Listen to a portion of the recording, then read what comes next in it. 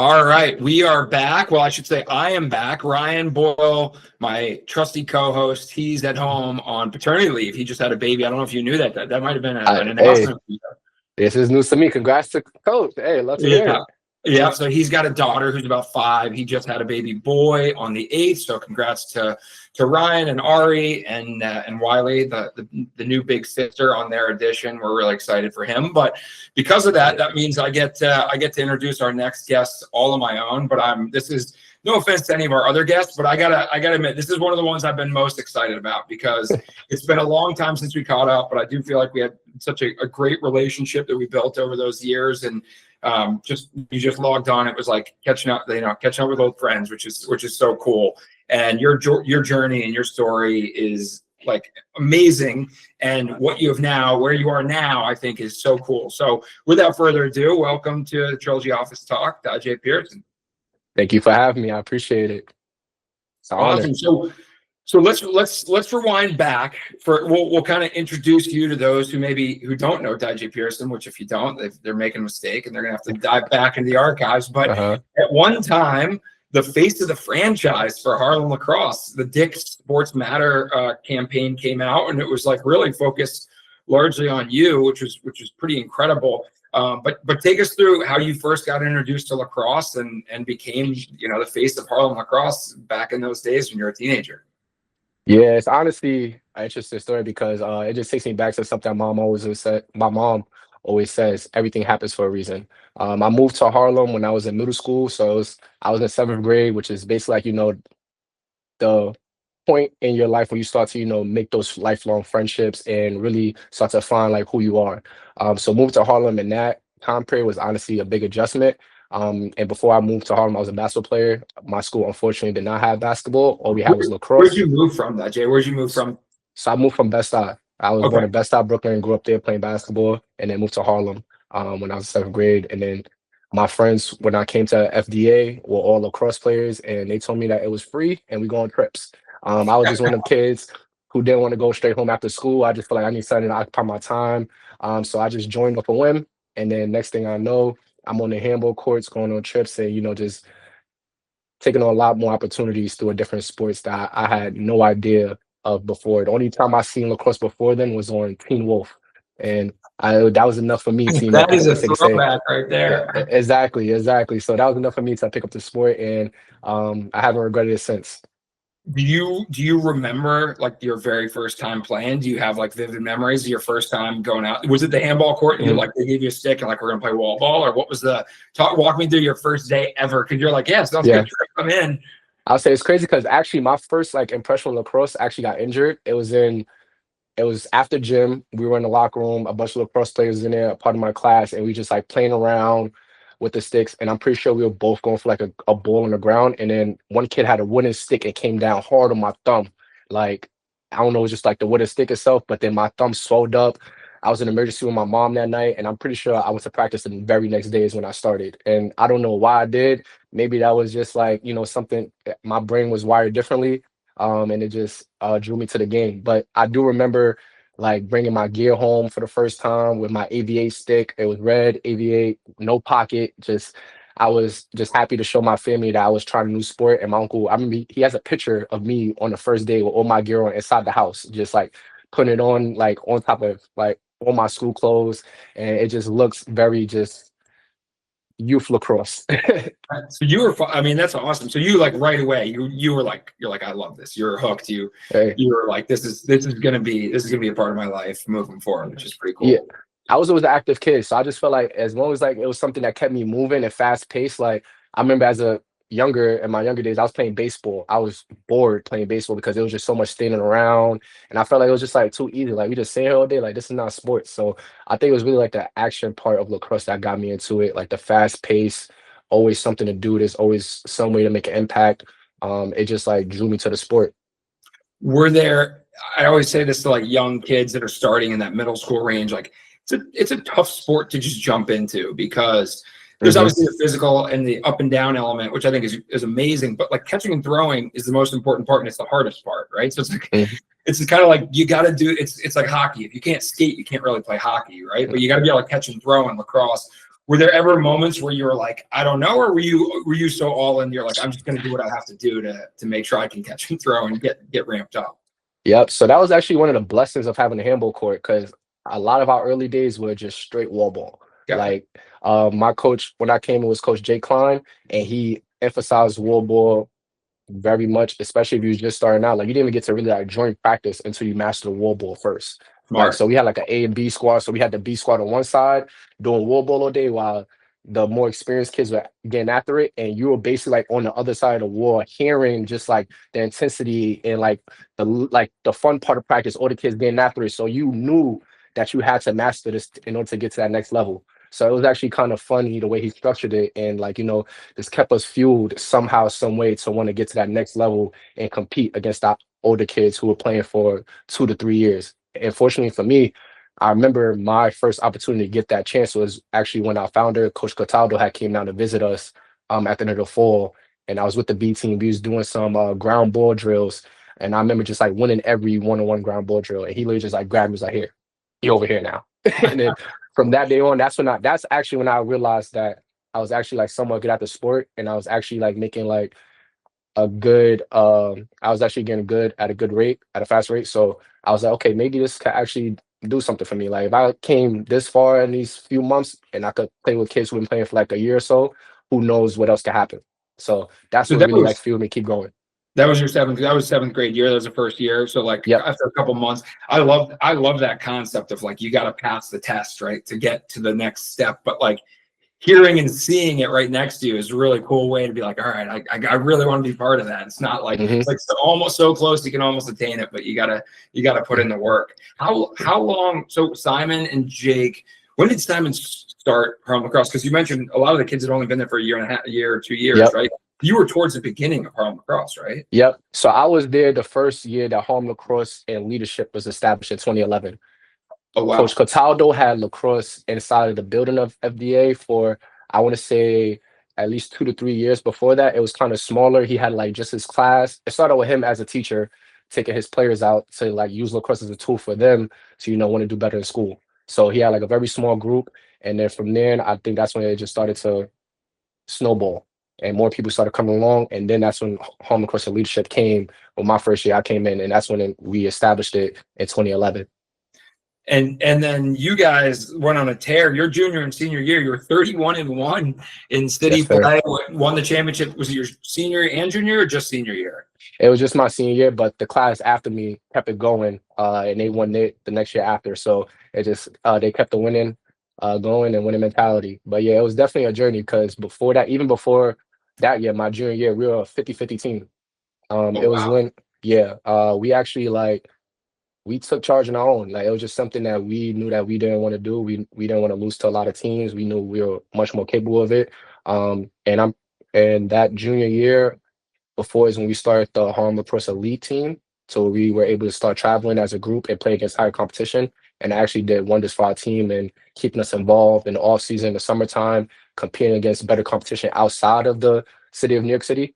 And that's what really made us a lot better, was when we were traveling down to Maryland, traveling up to Massachusetts, and all these other hot places, hotbeds like Long Island, New Jersey, for lacrosse, to play against those higher level competitions like Tri-State and all those teams. And that's what made us better. So coming back to the PSAL, we did have some good competition down there in Staten Island, a few other schools here and there, but it made things a lot different when we came back that junior year to compete.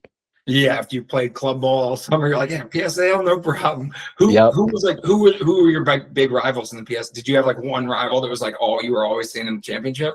Tineville, every time. That was really our one loss. Those last few years, Tineville, and I remember because that loss was in the playoffs in double overtime.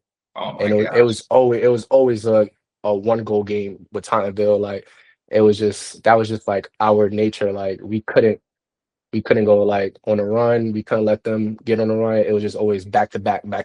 But it was iron sharpen iron.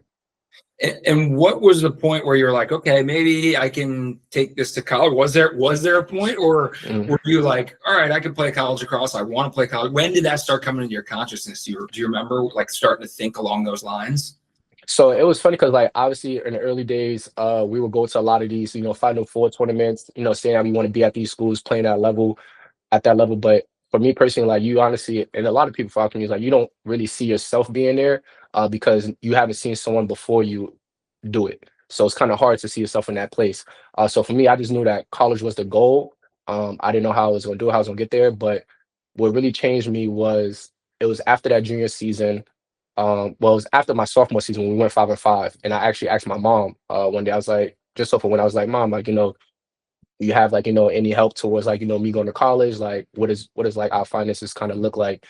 And she told me, she's like, your best chance is getting a scholarship because I have no plan. Like my plan is you get a full scholarship and you going to college. And that's when I really knew that I had to turn up the gear. And literally following the Dick Sporting Goods opportunity came up the summer after and opened up much more doors for me. And Coach Sensor was actually a big part in that. It helped me realize that I had that potential to go to the next level. And it was actually a rocky high school career for me because in the beginning, my freshman and sophomore year, I wasn't the best student. So I did have to play a lot of catch up. And Coach Sensor put that in perspective for me because he also told me when I went to him, but after that conversation, my mom had told me that your best bet at playing college lacrosse was to do a postgraduate year, go JUCO, and then possibly go Division 1. But that, like, I know he said that to kind of get me to like wake up a little bit because it did. Because when he said like JUCO, just me personally, my competitive nature, I was like, Coach, that can't happen. Like, I just that's too long of a road to get to the destination that I want to get to. So I knew at that moment I was gonna have to make a lot of changes in the way I approached my student athlete career in order to get to where I wanted to be. And I took a lot of things more serious after that. I took extra classes my junior and senior year to catch up, replace grades that I failed my freshman and sophomore year, so that way my transcript would get better. And then I was fortunate enough to do the postgraduate year at Blair Academy to get my grades up as well and actually structure me up a lot for college. Was Pete Curran, was he the headmaster when you were there?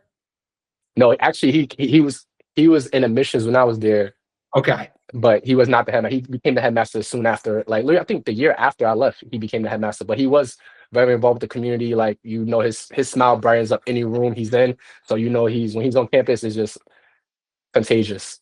Yeah, so he's a great guy, and I got an opportunity. I actually went and met with him and walked around Blair. I'd never been there. It's a beautiful campus, and Beautiful. his son, so full circle moment. His son Toby, which was probably a little kid when you were, I don't know if you remember Toby running around campus, but he actually came to the Trilogy NDP program last year and played for me, and is a great player. He's kind of in the college recruiting hunt right now. But yeah, full circle moment. I about to say because when I was a campus, they were like babies. Like they were just like little kids running around. So hear him at that point, I'd love to hear it. Wow. Yeah. Got me feeling old now, Coach. the Sports Matter commercial, how did that come about? Where did they come to you? Did Joel Spencer come to you and say like, hey Dyjae, we think you'd be great for this? Like talk about that experience and kind of were you famous? Were you famous within Harlem? Within the lacrosse community? Were you getting recognized? Yeah, so this was actually the turning point in my career. This is actually when I started to like lock in because before that, like I said, my freshman and sophomore year, I wasn't the best student. We started establishing the Harlem Lacrosse elite team under 3D my sophomore summer. I was still not the best student, so I was getting in trouble at home, wasn't able to really buy into the program as much until Coach Sensor actually called my mom. And I don't know what he said, the magic words he had for her, but some way, somehow he convinced her to let me play and let me try out. He said as a child, he knew like after the tryout, it was going to be inevitable. I was on the team, and we actually were able to go to our first tournament after that, where we only lost one game in that tournament, and that's where Dick Sporting Goods came into play. So it started out as Dick Sporters come in to just do a piece on Harlem Lacrosse. They interviewed each one of us individually, and then as time went on, they started going deeper dive on a few of us. So it was myself and my teammate Tyler Bryant and my teammate Jordani. They were also a part of the Dick Sporting Goods special that we had there. We all each had our own individual stories that were very unique, and they found they found likeness to those, so they started diving in deeper more. That experience honestly changed my life. Like you said, it was honestly one of the best things I could say because everyone it was national. Everyone saw it. I had a lot of my friends, seeing it in different places. They'll be in like Dick Sporting Goods stores, hearing it on the TV. They'll be watching sports scene on ESPN. People just tell me that they were just getting it from everywhere. And then they just love the story itself. And for me, Coach Sensor put in perspective, he was just saying that, with this story, as long as I handle my business in the classroom, he'll be able to get me to the next level and where I want to be. And I trusted him. I knew that was I knew what he said was actually truthful, and I knew that what I was doing wasn't to my standard at that point in time, and I knew I needed to make adjustments. So that's what fueled my fire to honestly take school a lot more seriously, and honestly just be a better person going forward for myself and my teammates. It's pretty cool. It sounds like a couple of these like opportunities that you had that just kind of got thrown in your lap to a degree, right? Like Mhm. really helped push you and motivate you to take that next step.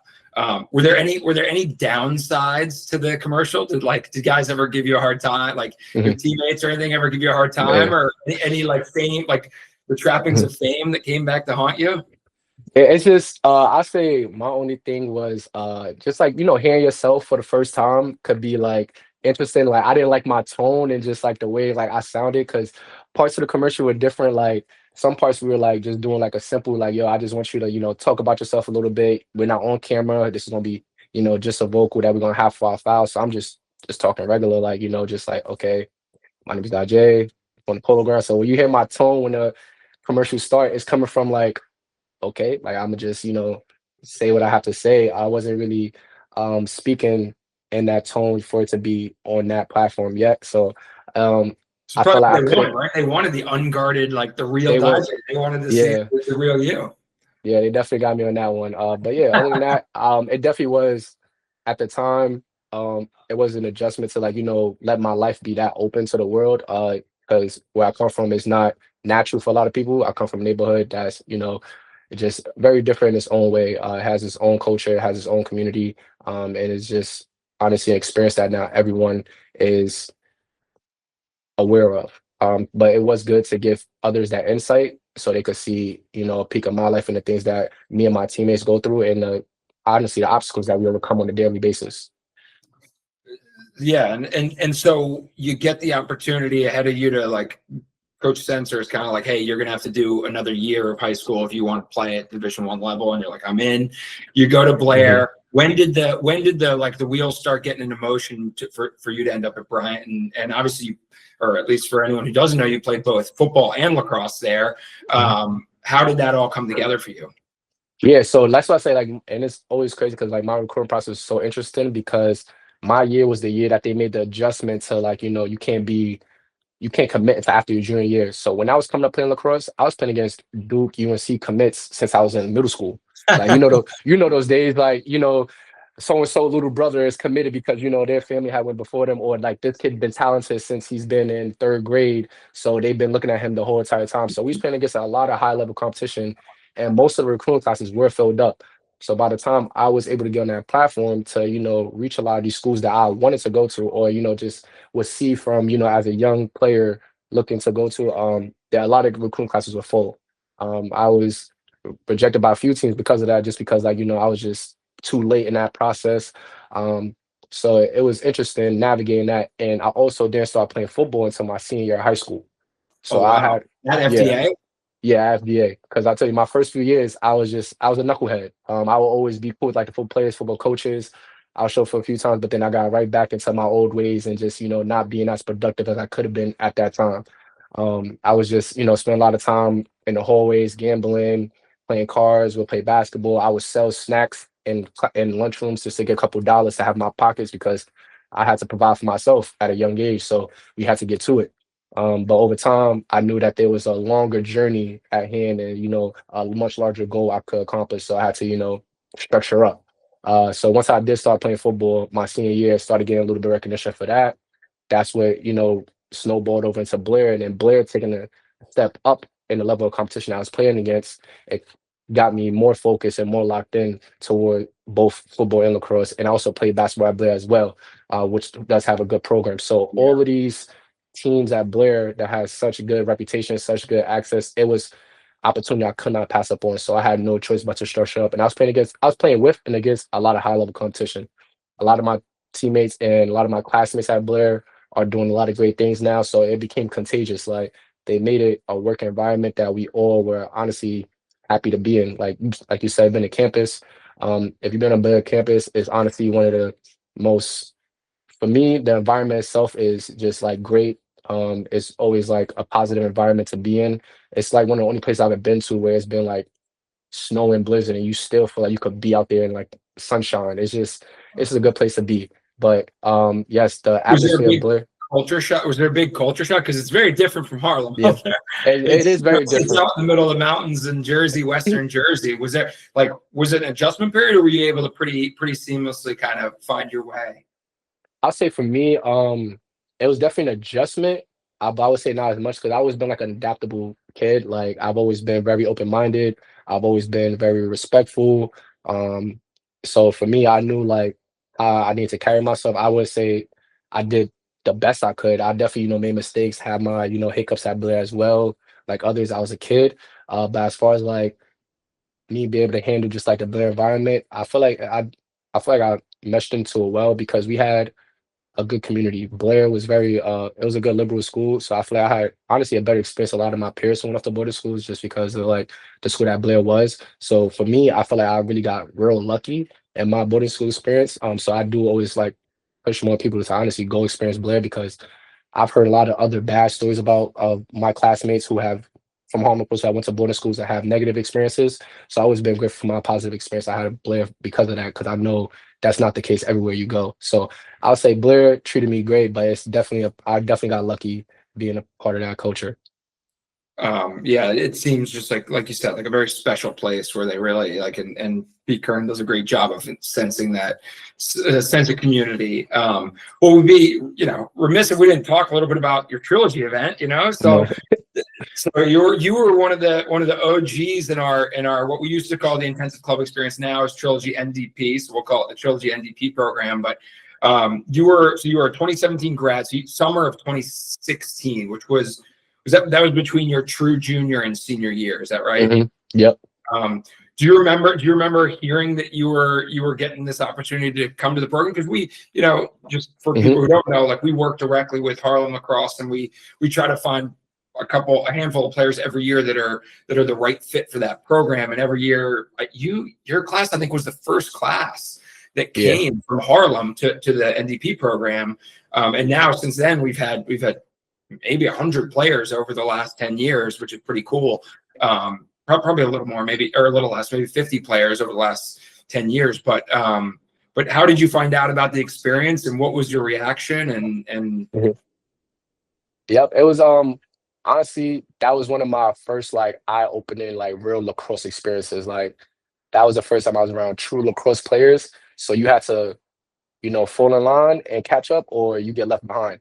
But Trilogy, honestly, for me, was always a great experience. I went in middle school oh yeah, as because you came well. to camp at Millbrook, right? I was at Millbrook. I was at That's Millbrook. right. Yes. So Millbrook was my first experience. And that was like honestly one of the best camps I've ever been a part of. So I knew like once I got that opportunity to go back, it was a no-brainer. Like at a more competitive rate, be around Trilogy again. Like why not? I knew when I left, I was going to be a much better player, and it proved to be. Because the level of competition was much more higher, and I did like the way it was structured. Us, working hard for a week, then playing against, other high level competition, and then having like the All-Star game. I remember that being very fun. And it was just like all around great experience having all those like just so talented players. I just remember that being one like until that date, one of the most competitive like weeks I ever had of just like getting to it and getting better. And I felt myself getting better day in and day out. So for me, like honestly, that's what like kind of like transitioned me to become a collegiate athlete and be able to like compete at a high level because I got that experience in Trilogy first before I got the opportunity to go to Blair. So I was already kind of like prepared for it before I went there. So I got a taste of it. That's funny. I didn't think about that. It's almost like the perfect bridge, right? Because like your sophomore summer, you did travel lacrosse. You did it with all your Harlem teammates. Then you did travel lacrosse with kids from all over, and then you did boarding school lacrosse with kids from all over. So that's kind of funny. It did work as that bridge. Was there anyone at the NDP program that you got really tight with that you either stay in touch with, or you just remember my goalie Zach? I remember my goalie Zach. I remember Keegan. Keegan still hits me up from time to time. I know he was playing at was it like it was Lynn. D2 school? Lynn. Yeah, He was playing at Lynn. I know it was with an L. So I still keep in contact with those two. Those are like the main two I definitely still keep in contact with. But I know I have a few other guys still on like social media from time to time that will still show love to each other, especially like when it comes to lacrosse. Yeah, I was looking through that, and we'll talk a little bit about your transition to what you're doing now. But that team, 2 college coaches. So Campbell Posen and Keegan Maxwell are college coaches now. Wow. Clay Eggeman, if you remember Clay Eggeman, he is a high school coach and club coach. Okay. So like really strong kind of coaching tree there. And then you got a bunch of guys in finance. Alex Hoyen, if you remember him, he's a doctor now. Oh, wow. So it's pretty cool that the where are they now of the 2017 grad class at the Trilogy NDP. But it's a star-studded class there. And you guys had kids from all over. There's kids from San Diego, Illinois, New York, obviously, all over the place. I think, and I really feel like that speaks to just what I just said, like the level of competition, because all these guys have such great minds. So like your intellect has to be at a different level in order to keep up with these guys. So you have to think about the game in a different way and honestly adapt to the way they played and step up to the plate. So I'm glad to hear that they're all doing great. And I'm honestly not even surprised, but it's honestly just our class was a very good class. So I'm not surprised at all. And do you remember Leaf Fossey? Leaf, he was like, he'd do like Leaf, he'd do like drum and beats on the boss and stuff. He's like a talent rep for like DJs now and musicians. Oh, wow. So That's cool. He kept the musical thing going. Yep. We might have to have like a reunion tour. Maybe we'll have a reunion dinner or something with the group. We definitely should. And then Kebe Abdullah Kebe was also on your team, another Harlem guy. Monster, just jacked right now. And I think I saw him at a Harlem dinner. He's working in like IT/AI now, right? He's like crazy. Yeah, he actually has like his own IT business, and he does the strength conditioning on the side on his own. He's a very, very good, influencer when it comes to the strength and conditioning on social media. Yeah, he's an absolute monster. Do you stay in touch with Kebe a fair amount? Yeah, I talk to Kebe every now and then. Yeah, we actually do stay in touch. That's actually one of the guys I'm actually in touch with most because Harlem Lacrosse, and he actually one of them guys that for our youngest they look up to because he did things his way, and you see where he's at now. He's taking a lot more opportunities and doing a lot of great things in the real world. So I use him as a testament to my students as well. I appreciate him. Like we have a lot of great alum who are doing a lot of great things, and Kebe is one of those at the top of the list. Yeah, well, let's jump right into it. I mean, you are, and we'll talk a little bit about college and your lacrosse journey from there. But you're back at Harlem Lacrosse now as a program director. Are you're at FTA? You're the program director. Yes, I am. So cool. And we were talking about it before we logged on, but you're dealing with stuff that you are now the leader with the kids that were in your shoes. Like, how is that full circle moment for you? It's actually hilarious because I see a lot of myself, a lot of my teammates, and each one of these kids. So I tell them all the time, like, I've been in your seats, your exact same seats. Your teacher that taught you, I had her or him 10 years ago. So who would be better to, give you the guidance than someone who actually sat in your seats not too long ago? Kids are going to be kids. They're going to think, that old guy that's just talking just to talk.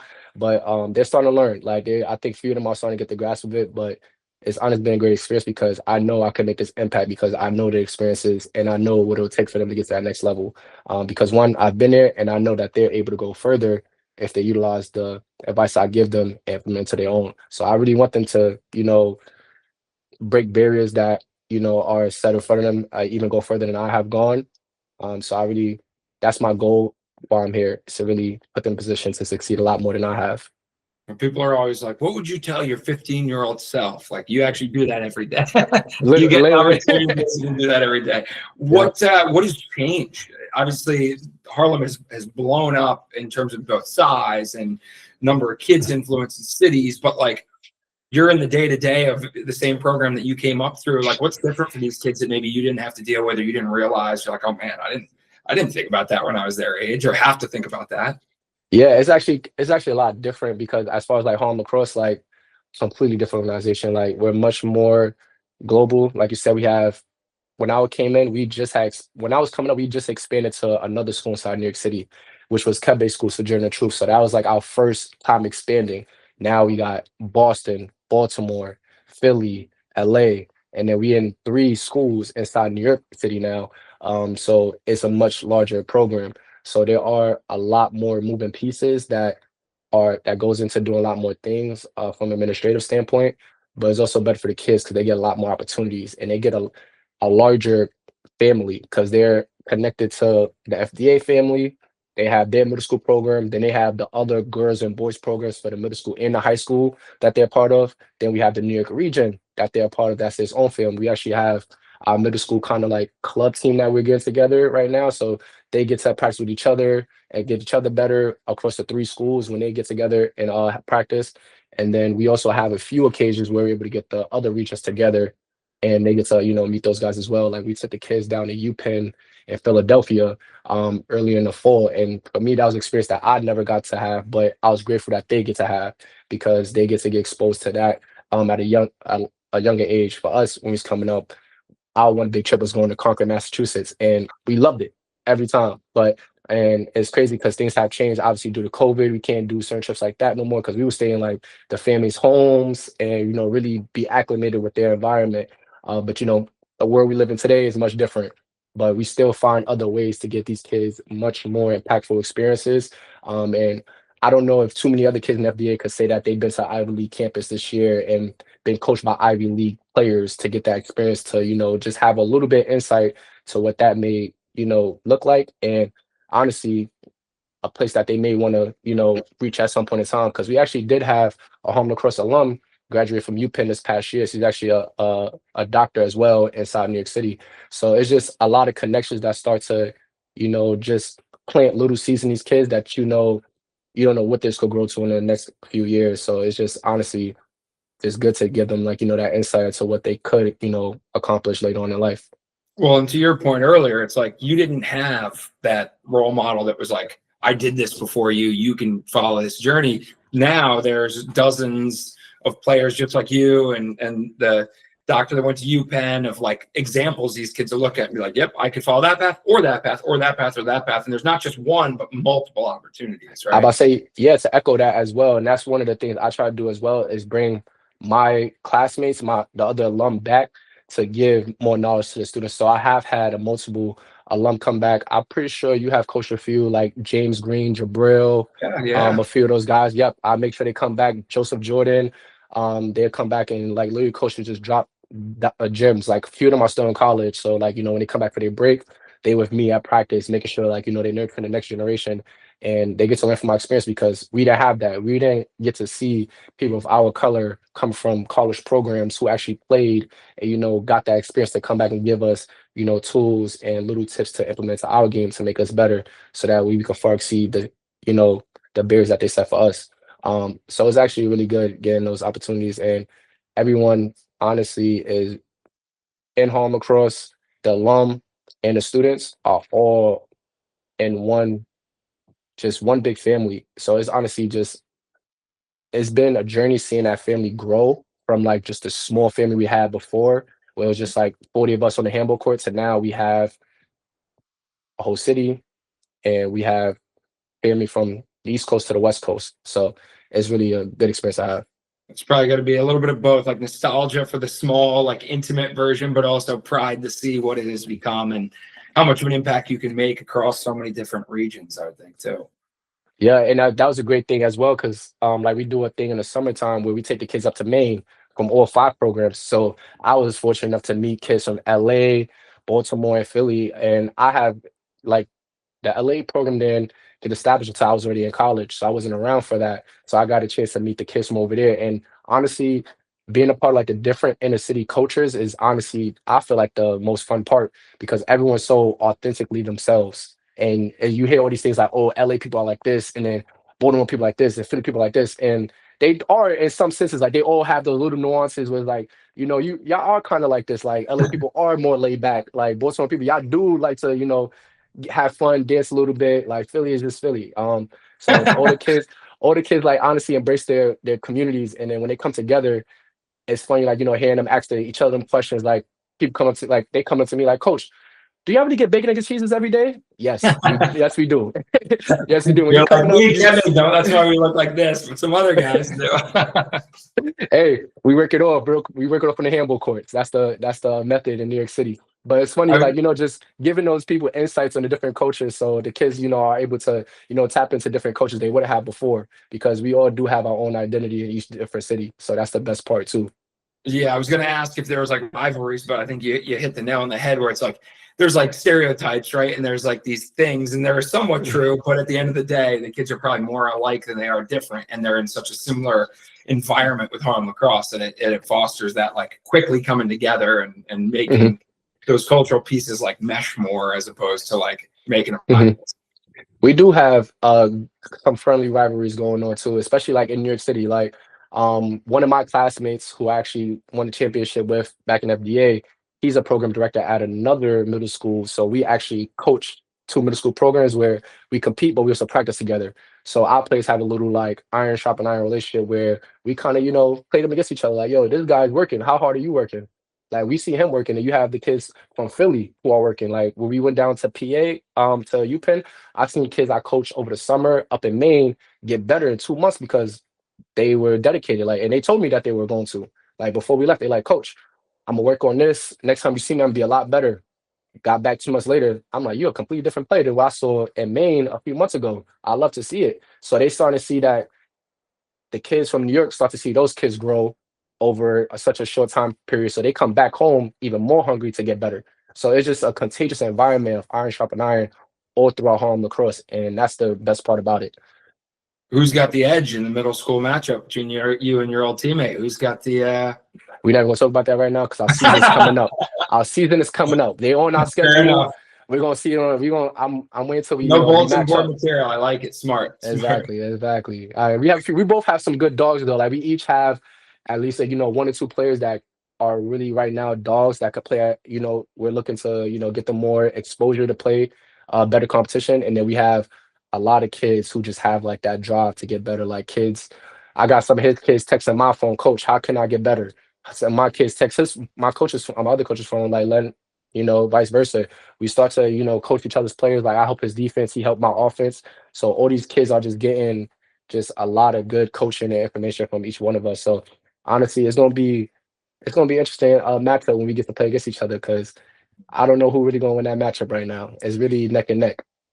How about FDA? Let's get a plug for maybe the most slept on FDA player that you're like, this guy needs to get some love. We give you an opportunity.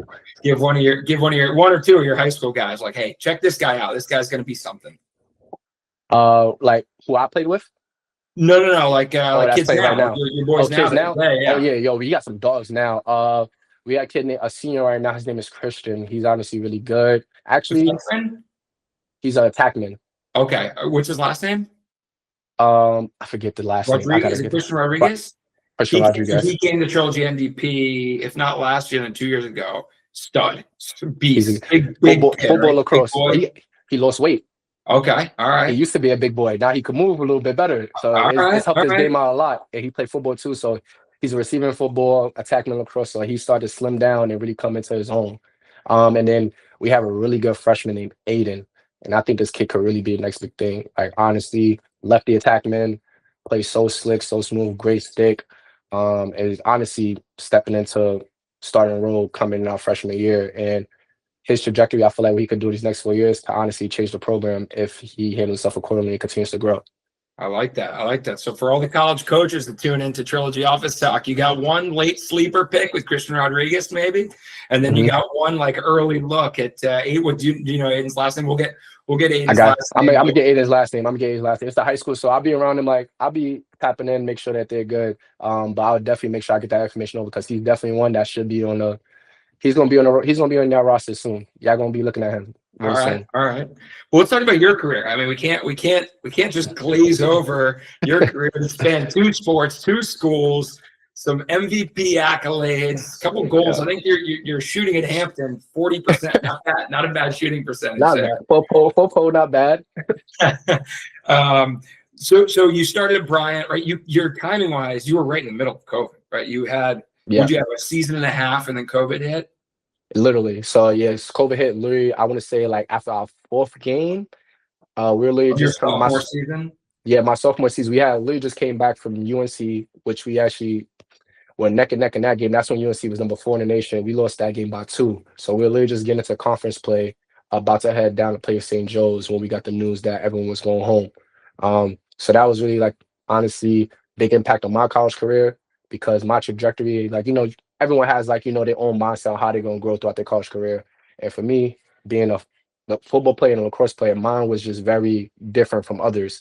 I did have a person before me who did it. I don't know how many people know Tom Kennedy. He I was going actually, to ask if you overlap. He played with the Cannons yeah, for a year or two. He's still playing in the yes, NFL. yes, I was about to get down. So Tom was actually a fifth-year senior on the football team when I came in my freshman year. Okay. So we were both. So he was coached by Coach Pessa as well. So after that year, he went on to play with the Cannons for a little bit, and then got picked up by the Detroit Lions and was on that practice squad for a few years. And he just had his breakout season really this past year, so he's doing really well right now. But You yeah, stay as in far touch as with Tom? actually just like on through social media, we definitely like keep tabs, show love. He's a great guy. Like honestly, for me, still an inspiration. So I still Yeah. definitely look up to him, and honestly, what he's doing right now is honestly great. Like, You were a DB, right? You were a DB in football. yep, Did you yep. cover? So Did you cover him in practice? Like, was it like you honestly, relax guys like Tom trying to get by? I knew he was gonna go to the NFL. When I see him in practice, do a comeback route, no gloves, toe tap, and it was honestly the most quietest catch I ever heard. I didn't hear a sound, and he went against one of our best DBs, and I was like, "Yeah, this guy's different."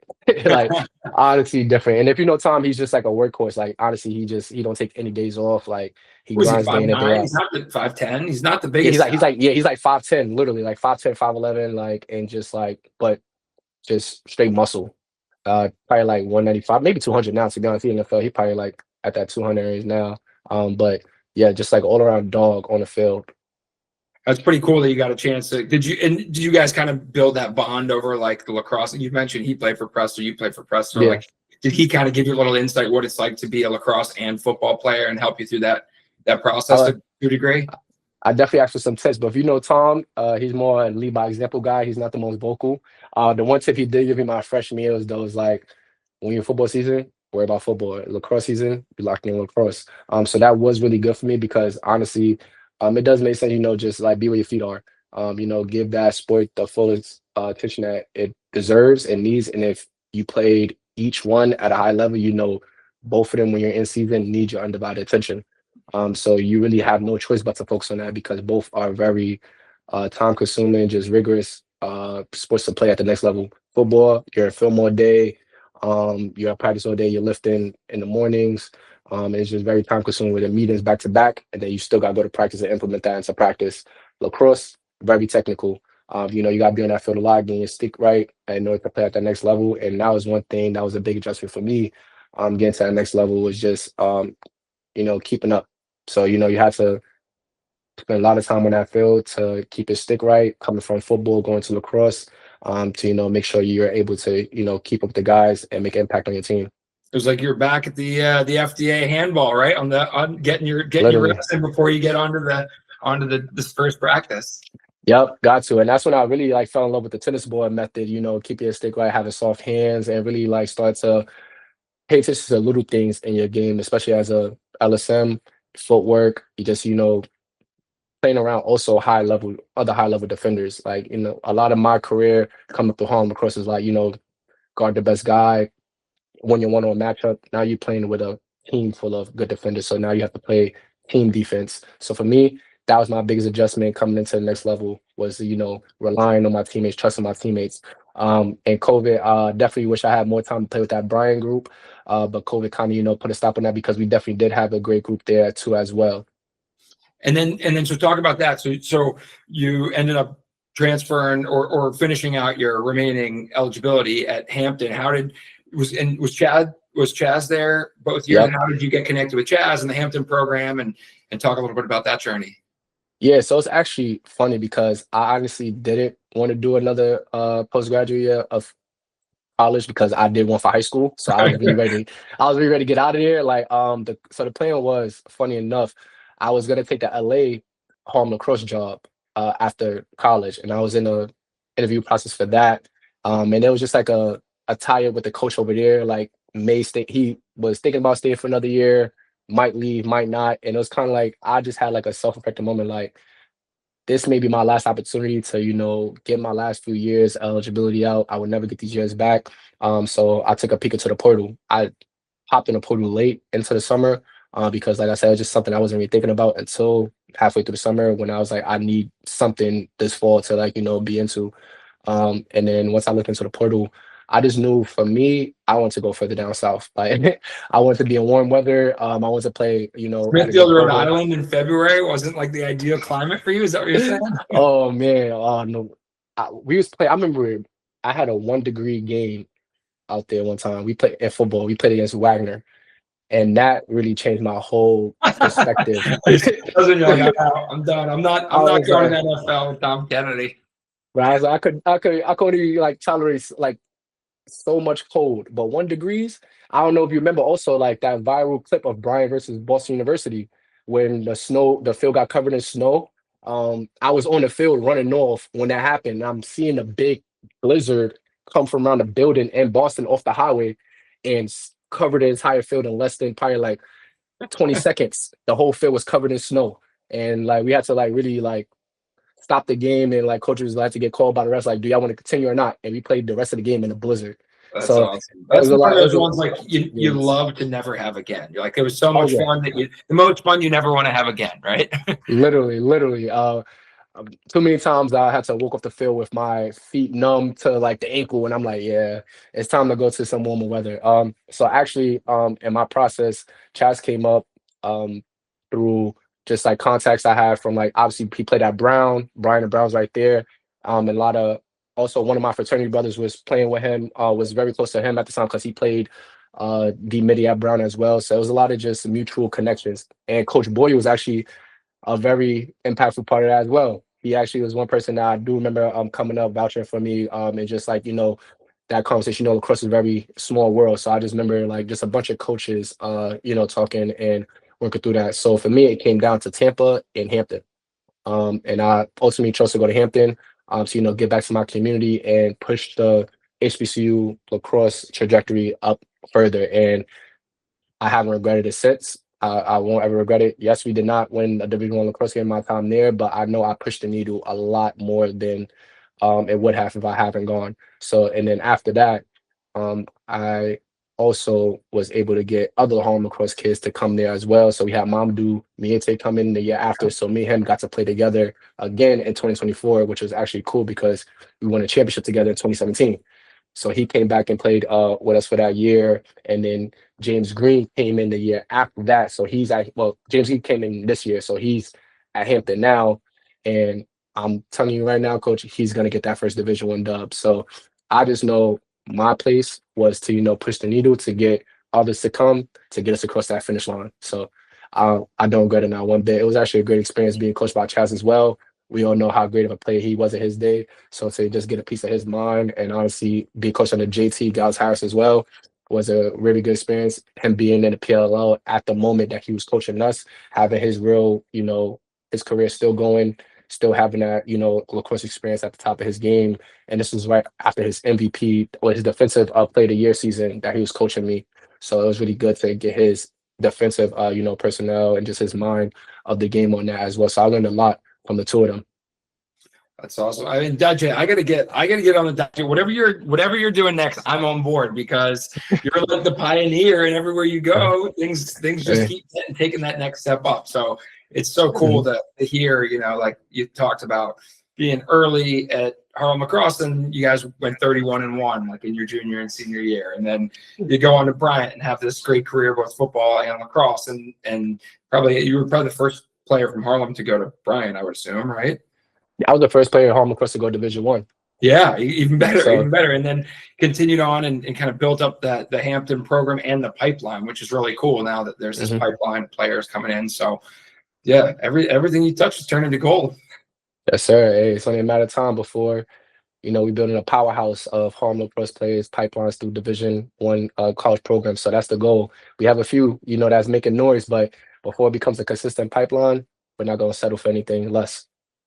Well, love it. This has been super fun to hear and to go down memory lane. Anything that really sticks out from your time, whether it's at Millbrook or Trilogy NDP or just like general, any of your experiences through Trilogy that you're like, oh man, that was like the most fun, that maybe was lacrosse related, maybe it wasn't? You know what the funnest part of Trilogy for me was, and I still think about it to this day. When we used to play, was it One Nation out on the field? the soccer game we used to play like in between like every little like downtown we had. World Cup, when the teams World of Cup. two. That's it. It was, yes, it was World Cup. That was honestly one of the best experiences I had, just because it was just like so much fun. And it was just unexpected. Like we'll just have the soccer ball out there. We'll all have teams of two, and it was something I never played before. So I love those type of like moments that we had. Like honestly, the lacrosse was great, but it was like the non-lacrosse moments when we built those connections that was the best. Especially like being in the dorms with my class. I remember like all of us having our mattresses in like the common area. Like we didn't even sleep in our rooms. We had all our mattresses in the common area, being together every night, just like joking, like chopping up all night about lacrosse. So like honestly, it was like those informal times. And I do remember getting chased by a dog on campus too, and on the meeting. So it was really like everything other than That's lacrosse. our speed training. That's our speed training regiment for Trilogy NDP. We just let loose wild dogs, and everyone's going to run. Literally. So yeah, like lacrosse is great, but honestly, like the moments outside of lacrosse were honestly the ones I remember the most. But I do remember y'all being hard on us and pushing us to be better. And I do remember everyone leaving out there like a better player than they came in. It was Coach Treble or Coach Boyle the head coach for your 2017 team? Coach Boyle. Coach Boyle. Okay, cool. I reached out to Coach Treble, tried to get a guest drop. Treble was there as well from time to time. But I think Coach Boyle was our main coach. I do remember Treble was there a lot as well. Yeah. He sends his best, and he remembers you from those days very fondly. Yeah, so. Talking about saying hi as well. Yeah, we got to catch up, Coach. We got to get a dinner. We got to get an alumni dinner together or something. I love it. Let's do it. Well, we'll get you out to NJ Sixers with Coach Murray at least one of these days. But it was so awesome catching up, and I'm sure we'll be in touch about some of your boys coming to NDP. Some of the FDA guys. I know we've always got slots ready for them. I got a little middle schooler dog I want to send your way, Coach. I'm grooming him right now, but he's 7th grade, but he's going to be a dog. All right. Future Aces Tri-State. We'll get him out to middle school camp this summer. Like it's like the Millbrook, but like 10 steps up. Okay, I like that.